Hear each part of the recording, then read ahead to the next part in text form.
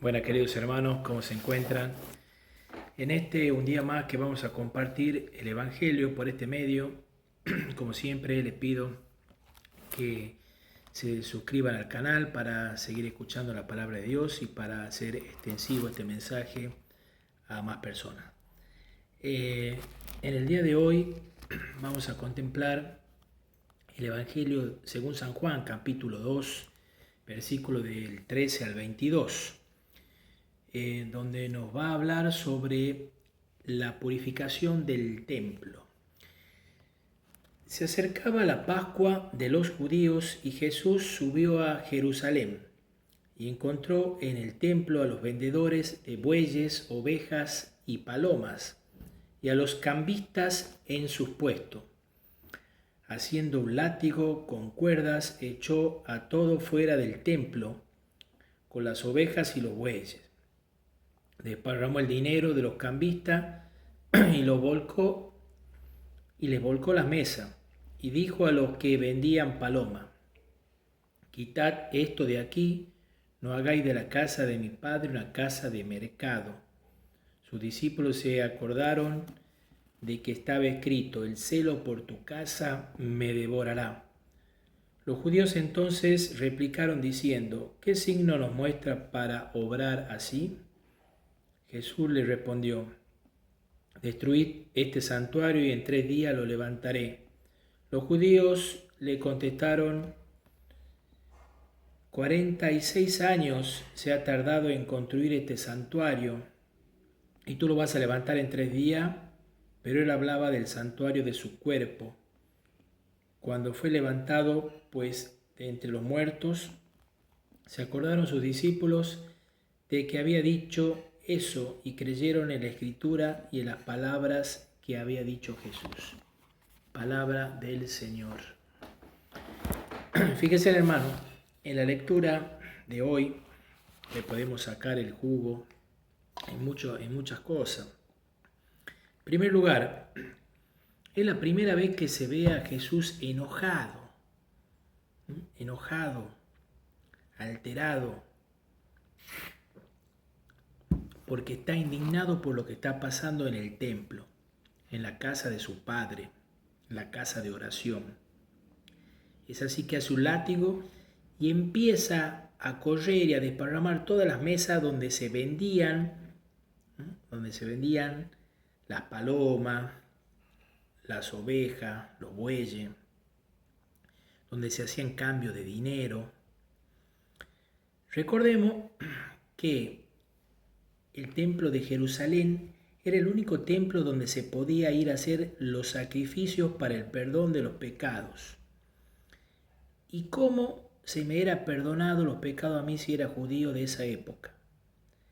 Iba al templo, compraba una paloma, compraba una oveja o cordero, o compraba un toro, un buey, y lo ofrecía en sacrificio, le daba al sacerdote para que lo sacrificara, y esa sangre de ese animal que se ofrecía a Dios me iba a purificar a mí de mis pecados, de mi culpa.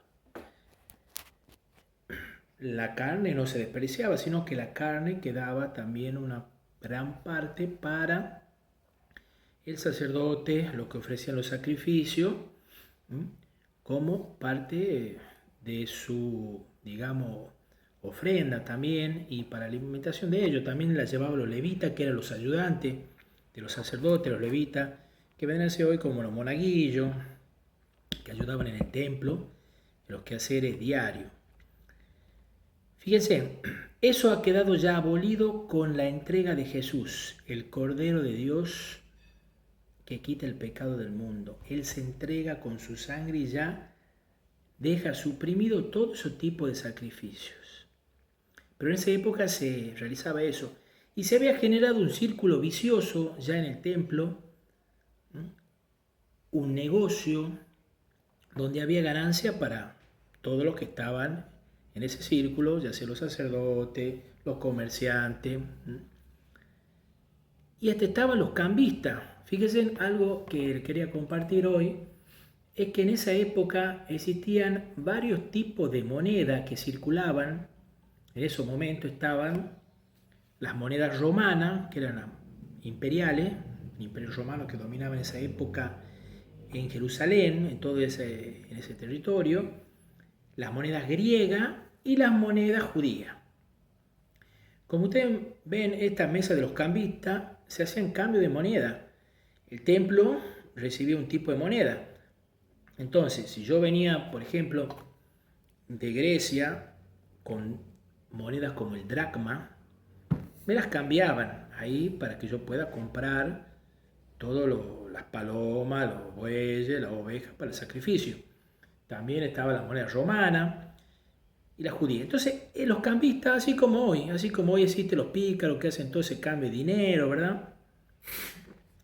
Que cambian los pesos por los dólares, etcétera, etcétera, y que están toda esa avivada, todos esos curros. En esa época también existía el curro del cambio de la moneda y ya sacaban sus ganancias estos cambistas. Y los vendedores, por supuesto, de los animales. Y Dios, y cuando digo Dios, digo Jesús, se indigna de esto y empieza a dar latigazo limpio para todo lado. Porque se indigna, el celo de Dios lo consume. Fíjate lo que dice, el celo por tu casa me devorará. Dios se indigna y se enoja con estas personas. Queridos hermanos, entonces el mensaje de hoy es eso. Nos dediquemos a las cosas de Dios y no hagamos comercio con las cosas de Dios. No nos acerquemos a las cosas de Dios para sacar un rédito, porque si no el Señor nos va a sacar latigazo. A las cosas de Dios nos acerquemos porque amamos a Dios y porque queremos ser mejores y que otras personas sean mejores. Entonces, queridos hermanos, en este día les pido que reflexionemos sobre esto y nos encomendemos a Dios nuevamente un día más, agradeciendo por un día más de vida que el Señor nos pone. Entreguemos todas nuestros pedidos, nuestros deseos, nuestras inquietudes, las ponamos en las manos de Dios en este momento y que el Señor nos bendiga y nos proteja en esta jornada como siempre lo hace. En nombre del Padre, del Hijo y del Espíritu Santo. Amén.